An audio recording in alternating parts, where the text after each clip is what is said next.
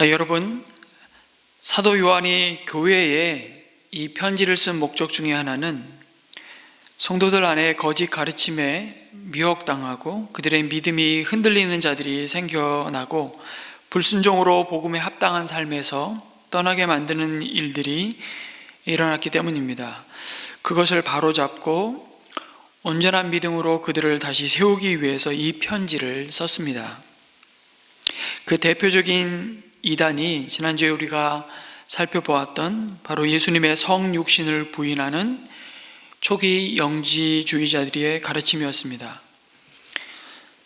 그러나 사도 요한은 그들의 거짓된 가르침의 문제가 무엇인지, 그들이 무엇을 가르치는지를 상세히 얘기하지 않습니다. 대신에 우리가 주님께 받은 바른 복음이 무엇인지, 그리고 그 복음으로 말미암아 우리 삶에 나타난 그 복음의 능력과 영광스러운 삶이 무엇인지를 계속 강조합니다. 이것은 마치 이런 것과 같습니다. 위조 지폐 감정사들이 여러분 어떻게 훈련받는지 아십니까? 물론 지금은 기계들이, 아주 더 정밀한 기계들이 진폐와 위폐를 구분하겠지만, 이제는 위조 지폐 감정사들이 전부 다 손으로 감식을 했습니다. 이게 가짜인지 진짜인지. 근데 그들이 훈련받는 방식은 이겁니다. 도대체 저 위조 지폐를 만드는 사람들이 어떻게 이 지폐를 만드는지, 그 위조 지폐를 연구하고 그 방식을 조사하는 것이 아니라 진폐에 주목하는 것입니다. 진짜 진폐만을 연구하는 것입니다. 우리가 진짜 화폐로 만들어 놓은 이 화폐가 어떤 특징들을 갖고 있는지를 끊임없이 촉감으로 익히는 것입니다. 그러면 자연스럽게 위조, 가짜 짝퉁은 분별된다고 말하는 것이죠. 그와 마찬가지입니다. 우리 삶에 나타난 진정한 복음의 능력과 영광스러운 삶이 무엇인지 사도 요한은 지금 그것을 말씀해 주고 있습니다. 크게 두 가지입니다. 하나는 하나님을 아는 사귐 가운데 죄를 이기는 삶입니다. 다른 하나는 그 사귐 속에서 서로 사랑하는 것입니다. 주님이 우리를 사랑하신 것처럼 말입니다. 이것이 가장 큰 계명이라고 주님이 이미 우리에게 가르쳐 주지 않았냐고, 너희는 그것을 기억하라고, 그 사랑을 붙들라고 말씀하시는 것입니다. 사도 요한은 성도가 하나님과의 바른 사귐이 있다면 반드시 따라오는 한 가지 증거가 있다고 말씀하십니다. 그것이 바로 우리가 서로 사랑하는 것이라고 말씀하는 것입니다. 그리고 그 사랑은 말과 혀로만 사랑하는 것이 아니라 너희 가운데 행함과 진실함으로 드러나는 사랑이라고 하십니다.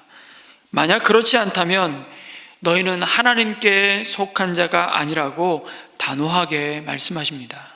왜냐하면 하나님은 사랑이시기 때문입니다.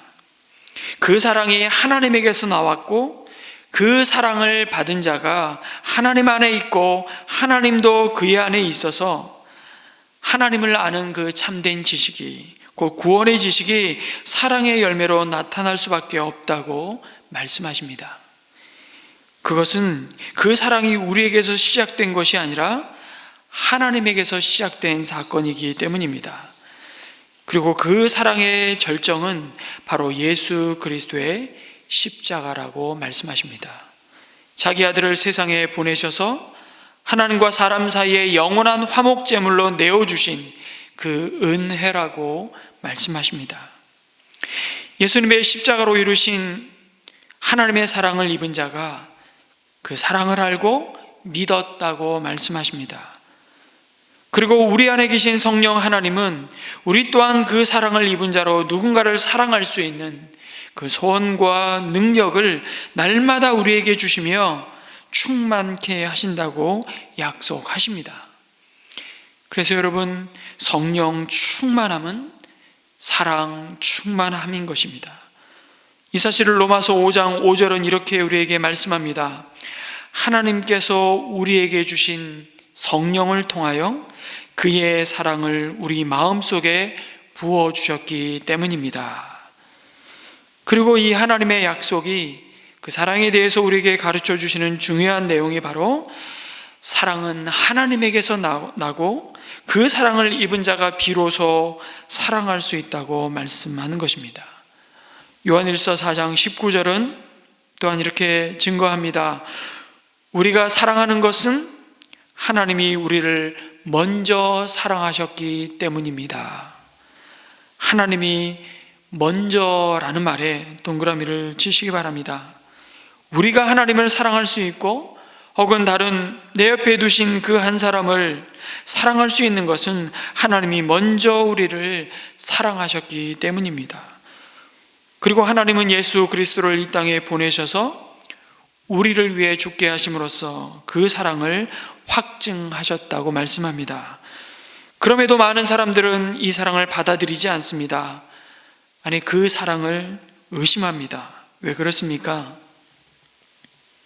하나님의 사랑이 우리 같을 것이라고 착각하기 때문입니다. 여러분, 우리에게 익숙한 사랑의 모습은 무엇입니까? 만약에 내가 나를 사랑하면 나도 너를 사랑하겠다는 것입니다. 조건이 붙는 사랑인 것이죠. 내가 예쁘기 때문에, 내가 매력 있기 때문에 나는 너를 사랑한다는 것입니다. 어떤 조건이 있어서 사랑하고 사랑할 만한 가치가 있어서 사랑하는 것입니다. 우리가 사랑받을 만한 자격이 있어서 사랑받는 것이라고 생각합니다. 어떤 통계를 보니까 성인들이 하루에 수천 번의 상업 광고에 노출된다고 합니다. 그리고 그 상업 광고들의 핵심 메시지가 뭐냐면 지금의 너의 모습으로는 너로는 안 된다라는 것입니다. 더 날씬해져야 하고 더 예뻐져야 하고 더 돈을 많이 벌어야 하고 더 성공해야 하고 더 커야 하고 더 머리에 숱이 많아야 된다. 그래야 사람들은 당신을 사랑할 것이라는 생각입니다. 수많은 조건들을 들이대고 우리를 평가하면서 아직은 사랑받을 자격이 안 된다는 메시지를 전해줍니다. 우리는 그 메시지에 사로잡혀 있습니다. 그런데 정말 더 심각한 것은 우리를 향하신 하나님의 사랑도 그런 줄 착각하는 것입니다. 아니, 그래야 오히려 우리 마음은 제대로 보상받는다고 생각합니다. 그러나 여러분, 이것이 얼마나 우리를 불행하게 만드는지 모릅니다. 주님은 말씀하십니다. 로마서 5장 8절, 그러나 우리가 아직 죄인 되었을 때에 그리스도께서 우리를 위하여 죽으셨습니다. 이리하여 하나님께서는 우리들에 대한 자기의 사랑을 실증하셨습니다. 하나님은 그럼에도 불구하고 우리를 사랑하셨습니다. 심지어 우리가 하나님의 원수일 때에도 하나님의 아들의 죽으심으로 말미암아 하나님과 화해하게 되었다고 말씀합니다. 이 사랑을 받아들일 때 우리는 비로소 하나님께 우리가 얼마나 소중한 존재인지를 알게 됩니다. 그래야 우리는 짝퉁 사랑이 아닌 영원히 이어질 사랑을 할 수 있습니다. 여러분, 하나님께 우리가 얼마나 중요한지를 알기 원하십니까? 십자가를 바라보십시오. 예수님은 채찍에 맞고 구타당하고 고문당하시며 모든 괴롭힘을 당하신 이후에 십자가의 양팔을 벌리시고 못 박히시면서도 우리를 이만큼 사랑한다고, 그토록 우리가 중요하다고 말씀하셨습니다. 이 십자가가 우리의 가치를 보여줍니다. 그래서 우리가 중요하지 않다고, 우린 가치가 없다며 아무것도 이루지 못할 것이라고 비난하는 사람들은 여러분 거짓말쟁이입니다. 사실이 아니기 때문입니다. 이런 사람들이 심지어 우리의 부모일 수도 있지만 여하튼 거짓말을 한 것입니다. 화가 나서 그랬을 수도 있지만 분명한 것은 그것은 사실이 아니라는 것입니다. 물론 이 세상에서 하나님의 사랑을 가장 닮은 그 사랑을 말해보라면 항상 순위에 빠지지 않는 것이 부모의 사랑일 것입니다. 물론 그것도 왜곡되어 있고 그것도 조건적일 때가 얼마나 많습니까? 그럼에도 그 중에서도 엄마의 사랑은 인간의 다른 어떤 사랑과도 비교할 수 없이 무조건적일 때가 있죠. 그래서 우리는 그것을 은혜라고 표현하지 않습니까? 부모의 은혜. 그런데 여러분, 부부의 은혜라는 표현은 들어보셨습니까? 그건 우리가 거의 쓰지 않습니다. 왜 그럴까요? 거기에는 이미 계산이 들어가 있기 때문입니다. 당신이 하는 거 봐서 당신이 하는 만큼 나도 할 거야. 그러나 여러분, 어머니가 되어 자식을 사랑하는 그 사랑이야말로 이 세상에서 그 무엇보다도 강하고 무조건적이며 때로는 막무가내일 때도 있습니다. 누구 아들이 군대 가게 되었는데요, 아직 몇 달이나 남았는데도 계속 아내가 걱정을 하더랍니다. 남편이 그 꼴을 보기가 싫어서 아내에게, 아니 그거 누구나 가는 거야, 그까짓 거 가지고 뭘 그렇게 걱정해, 그렇게 핀잔을 주니까 아내가 남편에게, 당신도 했어? 아니 물론 했지. 당신은 군생활 안 어려웠어? 나는 쉬웠지. 그럼 당신이 가. 그렇게 말하더랍니다. 자기 아들 고생 안 하게 남편 보고 다시 가라고 한 그 모성으로, 아니 그것과는 비교할 수 없는 그 사랑으로 하나님은 우리를 사랑하십니다. 저와 여러분은 귀중한 존재입니다. 왜냐하면 하나님이 우리를 지으셨고 예수님께서 우리를 위해 희생하셨기 때문입니다. 그래서 우리가 하나님과의 바르고 깊은 사귐, 참된 관계 가운데 나타내신 사랑을 생각할 때 우리가 먼저 회복하고 붙들어야 할 믿음은 우리가 얼마나 사랑받은 자들인지를, 얼마나 존귀한 존재인지를 확인하고 또 확인하고 또한 확신하는 것입니다. 여러분은 얼마나 귀한 존재입니까? 여러분이 소유한, 여러분의 몸을 감싸고 걸치고 있는 그 옷과 손에 들고 있는 명품 백과 귀중품의 가치를 물어보는 것이 아닙니다. 여러분의 가치는 얼마나 됩니까? 이번 주 주식시장의 가치 정도입니까? 여러분 존재의 가치는 얼마에 해당할까요? 여러분이 어떤 값어치를 갖는지 다시 한번 말씀드리고자 합니다. 여러분, 사물의 가치를 여러분 결정하는 것이 무엇일까요? 두 가지가 가치를 결정합니다. 먼저 누가 그것을 만들었느냐는 사실입니다. 가치는 만든 사람에 의해 결정됩니다. 저는 내 자신의 이 존귀함을, 이 자존감을 생각할 때마다 저는 이 사진을 늘 가끔씩 찾아서 봅니다. 이 그림은 뭘까요? 아니, 사진이죠. 이것은 황소머리라는 제목이 붙은 작품입니다. 누가 이것을 만들었을까요? 피카소가 만들었습니다.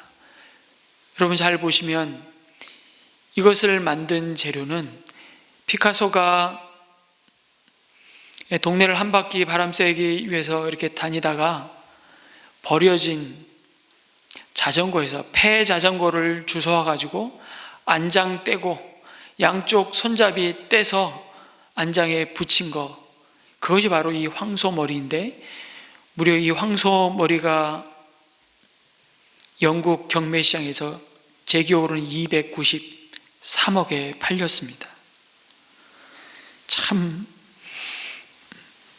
피카소라는 사람의 손이 만졌을 때 어떤 일이 벌어지는지를 우리가 주목하게 되죠. 유명한 예술가들은 참 흔한 사물조차도 귀하게 만드는 것 같습니다. 하물며 그렇다면 저와 여러분은 누가 창조하셨습니까? 하나님께서 하셨습니다. 하나님이 우리를 만드셨습니다. 그 사실을 진심으로 여러분 믿으십니까? 이것이 무엇을 의미합니까? 여러분은 값을 매길 수 없는 귀한 존재라는 뜻입니다. 우리는 하나님께 무한의 가치를 갖는 자들입니다. 하나님께서 우리를 지으셨기 때문입니다. 누가 우리를 만들었느냐가 우리의 가치를 결정합니다.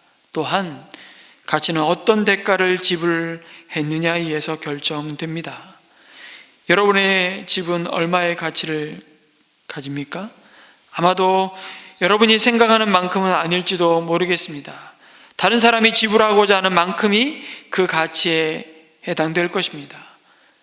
우리 방금 전에 살펴봤던 황소머리, 정말 그 재료는 보잘것없는, 이미 누군가에 의해서 버려진 물건 속에서 피카소가 만지는 순간 그것이 재창조되었듯이 다른 사람이 값으로 기꺼이 지불을 하고자 하는 만큼이 그 예술품의 가치인 것, 우리 너무 잘 알고 있습니다.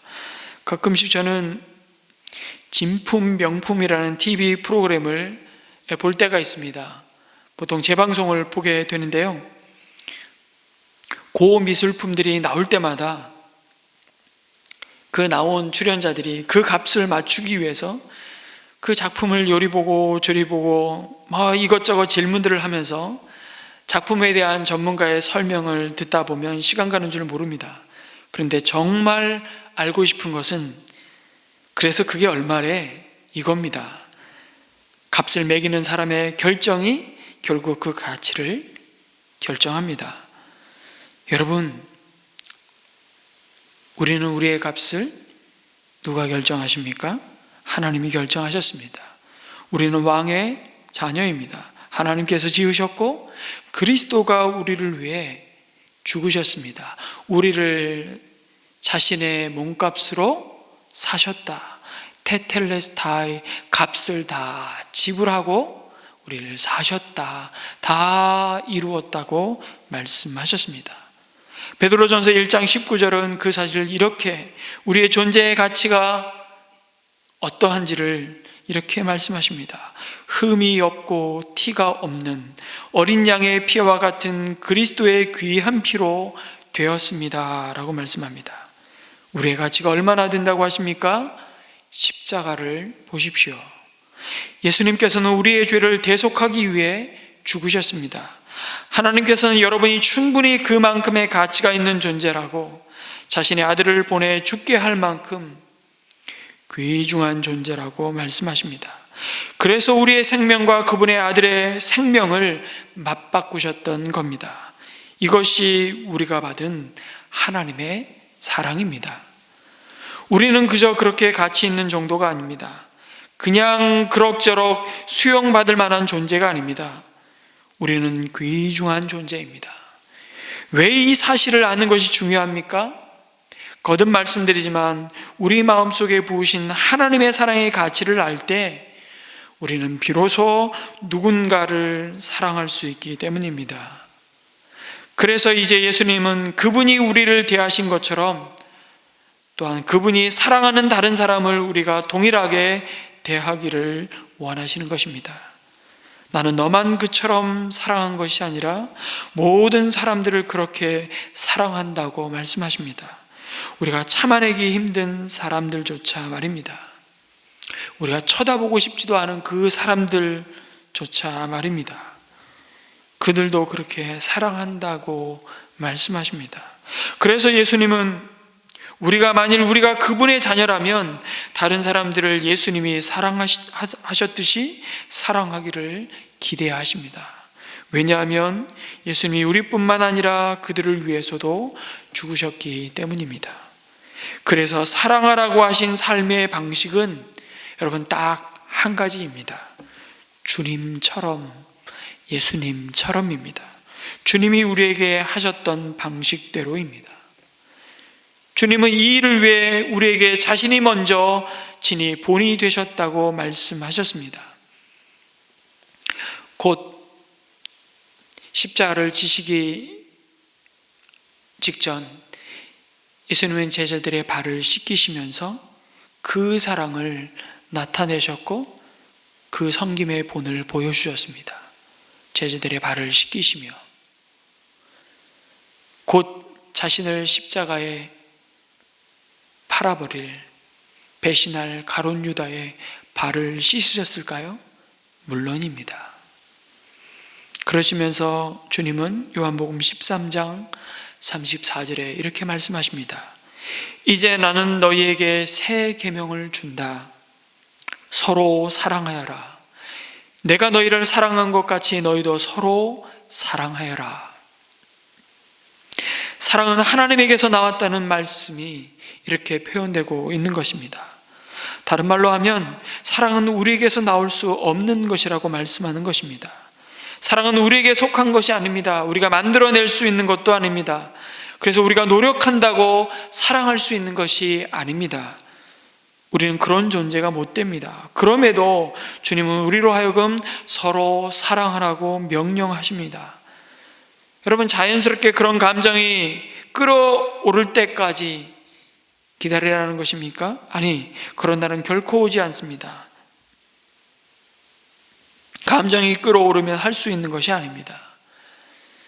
오늘 읽은 요한일서 4장 7절 말씀에서 서로 사랑합시다, 이 의미를 더 정확하게 번역한다면 사랑을 계속하십시오, 그 사랑을 멈추지 말라는 의미입니다.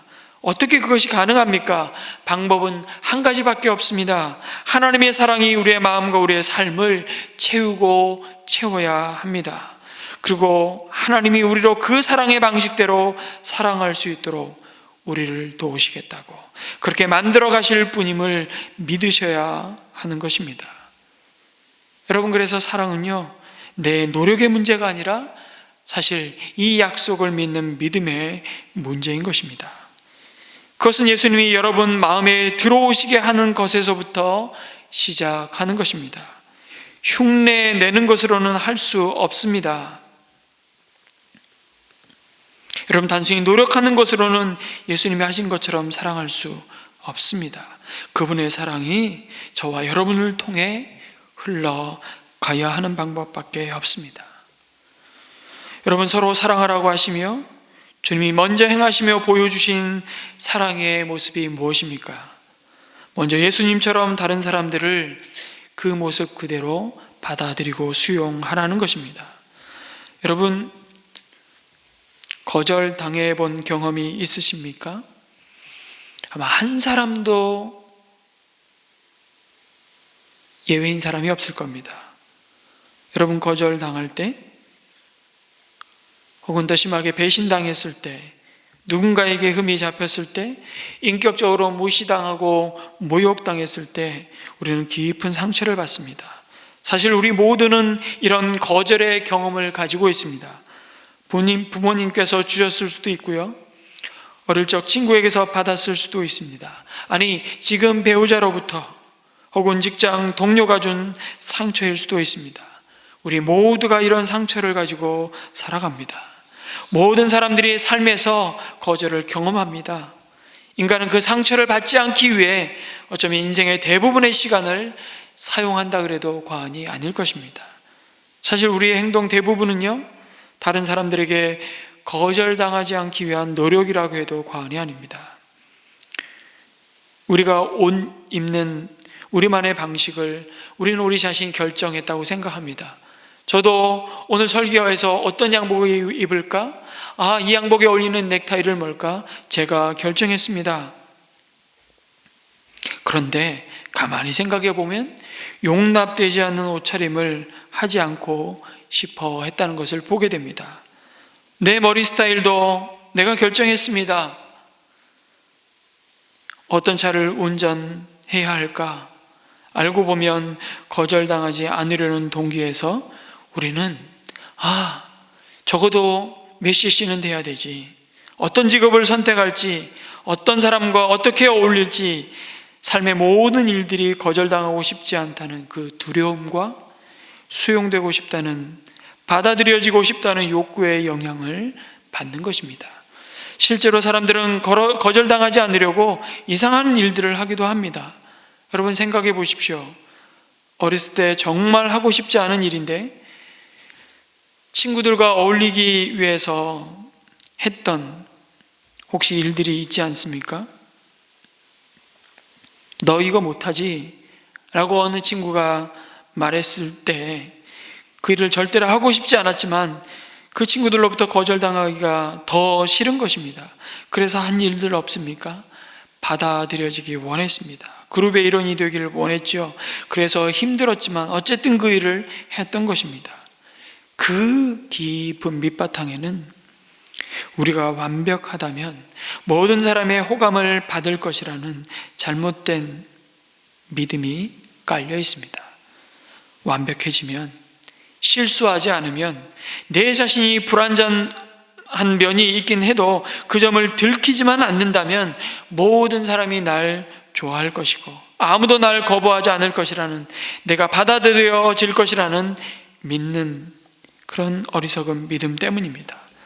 여러분, 그것은 사실 하나님의 온전한 사랑을 떠난, 그 하나님의 온전한 사랑을 경험하지 못한 모든 인생이 짊어진 근원적인 불안이고 두려움입니다. 그러나 여러분, 그것은 사실이 아닙니다. 여러분, 예수님은 완벽한 사람이었습니다만 사람들은 그를 십자가에 못 박았습니다. 우리가 아무리 노력해도 인정하기 힘든 사실입니다만 우리를 싫어하는 사람은 늘 있기 마련입니다. 누군가는 우리와 의견을 달리할 것입니다. 우리를 거절하는 사람은 반드시 있습니다. 그러나 그럼에도 예수님은 우리를 어떻게 사랑하셨다고요? 요한복음 6장 37절에 이렇게 말씀하십니다. 아버지께서 내게 주시는 사람은 다 내게로 올 것이요 또 내게로 오는 사람은 내가 물리치지 않을 것이다. 이것이 무조건적인 받아들임 아니겠습니까? 그분은 언제나 여러분을 받아줄 것이라고 말씀하십니다. 그러나 모든 사람은 끊임없이 조건적인 사랑을 받죠. 우리가 보고 배우며 경험하는 사랑은 이렇습니다. 만약 당신이 이것을 해준다면 사랑하겠습니다. 혹은 당신이 이렇게 해주었기 때문에 사랑합니다. 이렇게 우리는 조건적인 사랑을 경험하고 배웁니다. 내가 예쁘기 때문에, 거듭 말씀드리지만 내가 매력이 있기 때문에 난 너를 사랑한다는 것입니다. 그래서 하나님도 그럴 것이라고 또한 우리는 착각합니다. 그러나 예수님을 통해서 부어주신 하나님의 사랑은 그럼에도 불구하고의 사랑입니다. 하나님은 내가 너를 받아들인다, 내가 변화했기 때문이 아니라 내가 지금보다 더 나아졌기 때문이 아니요, 내가 완벽하기 때문이 아니라 내가 죄를 짓지 않았기 때문도 아니고 오히려 남은 생애 동안 죄 지을 것임을 다 아심에도 불구하고 말씀하십니다. 나는 너를 사랑한다. 예수님은 우리의 행한 바에 의해서가 아니라 그분의 은혜로 우리를 용납하신다고 말씀하십니다. 하나님은 그냥 사랑한다고 말씀하십니다. 그게 다입니다. 우리가 어떠하기 때문에, 우리가 어떤 일을 했기 때문에 우리를 사랑하는 것이 아닙니다. 하나님이 하신 일 때문입니다. 우리를 사랑하시는 것입니다. 우리의 행위가 아니라 그분의 성품 때문에 우리를 사랑하십니다. 그리고 우리 안에 예수 그리스도로 말미암아 그 하나님의 성품을 심으셨다고 말씀하십니다. 그리고 이제 하나님은 우리가 다른 사람들과 그렇게 하기를 원하십니다. 그런데 한 가지 문제는 대부분의 사람들이 수용하고 받아들이는 것과 동의하는 것을 구분하지 못한다는 것입니다. 여러분, 예수 그리스도는 여러분을 완전히 수용하셨습니다. 그분은 여러분을 사랑하며 우리 모습 그대로 받아들이셨습니다. 그렇다고 해서 그분이 여러분이 행한 모든 것에 찬성하고 동의하셨다는 뜻은 아닙니다. 그렇게 하지 않으십니다. 그러나 그분은 여러분을 수용하셨습니다. 다른 사람들이 행한 일에 동의하지 않으면서도 우리도 동일하게 그들을 받아들일 수 있다고 말씀하시고 그분이 친히 본을 보여주셨던 것처럼 그들의 삶의 방식에 찬성하지 않고도 말입니다. 우리는 그 좋은 예를 예수님의 생애 가운데 확인하게 됩니다. 여러분, 예수님이 하루는 길을 걷는데 몇 명의 종교 지도자들이 간음 현장에서 붙잡힌 한 여인을 빌미로 그분께 시비를 붙였습니다. 예수님 앞에 그 여인을 데려와서 패대기 쳤습니다. 그리고 예수님에게 어떻게 하시겠냐고 묻습니다. 그것은 아주 고약한 시험이었습니다. 예수님은 비난하는 사람들을 바라보며, 아니 이미 그 여인을 죽인 사람들을 향해서, 이미 손에 돌을 들고 있는 그 사람들을 향해서 침묵하시며 먼저 땅에 무언가를 쓰셨고, 그리고 나서 그들을 향해 말씀합니다. 너희 중에 죄 없는 자가 먼저 돌을 던져치라. 우리는 이 장면에서 궁금해합니다. 도대체 예수님은 땅에 무엇을 썼을까? 천국 가서 물어보고 싶어요. 아마 추측컨대 그 돌을 든 자, 이미 그 여인을 마음으로 살인한, 죽인 그들을 향해서 그들이 갖고 있었던 죄의 목록을 하나하나씩, 아무도 모르고 들키지 않았던 죄의 목록들을 하나하나씩 그들의 이름과 함께 적지 않으셨을까? 그리고는 거기 모인 사람들은 하나 둘씩 그 돌을 내려놓고 모두 사라져 버렸습니다. 예수님께서 무엇을 하셨습니까? 예수님은 그 여인에게 동의하지 않으셨지만 그 여인을 받아들이셨습니다. 그 여인의 죄에 찬성하는 것이 아니었습니다. 예수님이 가장 먼저 하신 것은 그 여인의 존엄성을 지켜주셨던 것입니다. 인생이 온통 엉망이 될 때, 죄짓고 실수와 실패 후에 예수 그리스도 앞에 나아갔을 때 그분은 거 봐라, 내가 그렇게 경고했자니 그렇게 공격하지 않았습니다. 여러분, 가장 예수님이 사랑했던 제자들 중에서도 늘 또 따로 구별하셔서 늘 함께 데리고 다니시며 함께 기도했던 그 제자 그룹 중에 수제자라고 할 수 있는 베드로, 그는 예수님이 너는 닭 울기 전에 내가 3번 나를 부인하리라는 그 말씀을 들었습니다. 그러나 베드로는 하나님을, 예수님을 저주하며 나는 저 사람 모른다고 부인하는 그 자리를 피할 수가 없었던 것이죠. 누가복음에 보니까 마지막 예수님을 저주하며 부인하는 그 순간 예수님의 눈과 베드로의 눈이 마주쳤다고 증거하고 있습니다. 그때 온몸이 피투성이가 되었던 예수님이 그 자신을 저주하며 부인하는 베드로를 바라보시며 마음속으로 무슨 생각을 하셨을까요? 야 인간아, 이 싸가지 없는 인간아, 내가 너에게 내가 닭 울기 전에 3번 나를 부인할 거라고 얘기하지 않았냐? 그렇게 정죄하며 판단하시며 가슴 아파하셨을까요? 공격하셨을까요? 아니요. 그놈은 예수님은 바라보시며 나중에 부활하신 이후에 뿔뿔이 흩어진 제자들을 찾아오셔서, 그리고 제자들을 대표한 그 베드로를 향해서 주님은 묻습니다. 내가 나를 사랑하느냐? 그분은 제자들의 존엄성을 지켜주셨습니다. 그리고 동일하게 우리의 존엄성을 지켜주시고 우리를 그 모습 그대로 받아들이십니다. 우리가 쉽게 하는 대로 하나님이 우리가 잘못할 때마다 우리를 버리셨다면 우린 지금 이 자리에 있을 사람이 아무도 없을 것입니다. 우리가 잘못할 때마다 하나님이 우리를 벌주셨다면 우린 지금 이 자리에 생존해 있을 인생이 한 사람도 없을 것입니다. 하나님이 우리 꼴을 봐주셨던 것처럼 우리도 서로의 꼴을 봐주어야 한다고 말씀하시는 것입니다. 가늠하다 현장에서 붙잡혀온 그녀를 비난하던 모든 사람들이 떠난 후에 개인적인 자리에서 예수님은 그 여인에게 묻습니다. 당신을 비난하던 사람들이 어디 있느냐? 여인이 모두 갔습니다라고 대답할 때 예수님도 나도 너를 정죄하지 않는다. 가거라.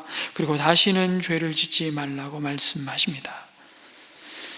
그래서 여러분의 죄와 잘못, 실패의 문제를 가지고 예수님 앞에 나올 때 그 문제들에 찬성하지, 동의하지 않으시지만 예수님은 여러분을 인격적으로 대하시며 이후로 내가 훨씬 더 잘 판단할 수 있다는 것을 나는 안다. 더 나아질 수 있다는 것을 나는 안다. 다시는 그렇게 하지 말라고 우리를 기다리시며 오래 참으시며 우리를 받아들이시는 겁니다. 그분은 여러분을 비난하고 공격하지 않습니다. 핵심은 이것입니다. 하나님께서 여러분에게 행하신 대로 다른 사람에게 행하십시오. 하나님은 무조건적으로 우리를 용납하십니다. 우리가 행한 모든 일에 동의하는 것은 아니지만 그러나 우리를 조건 없이 받아들이시며 수용하시고 사랑하십니다. 하나님은 우리의 삶의 모든 사람에게 주님처럼 이것을 행하기를 원하시고 로마서 15장 7절에 이렇게 말씀하십니다. 그러므로 그리스도께서 하나님의 영광을 드러내시려고 여러분을 받아들이신 것과 같이 여러분도 서로 받아들이십시오. 그 기록된 대로 그분이 우리를 위해 행하신 것을 다른 사람들에게도 동일하게 행하는 것이 주님처럼 사랑하는 모습이라고 가르치십니다. 사랑하는 성도 여러분, 하나님은 사랑이십니다. 그래서 우리는 사랑을 알았고 그 사랑을 받았으며 주님처럼 사랑할 수 있는 자임을 감히 고백합니다. 여러분, 이번 한 주간도 주님께 받은 그 사랑처럼 서로를 받아들이는 사랑 가운데 행함으로 하나님과의 복된 사귐이 있으시기를 주님의 이름으로 축원합니다. 아멘.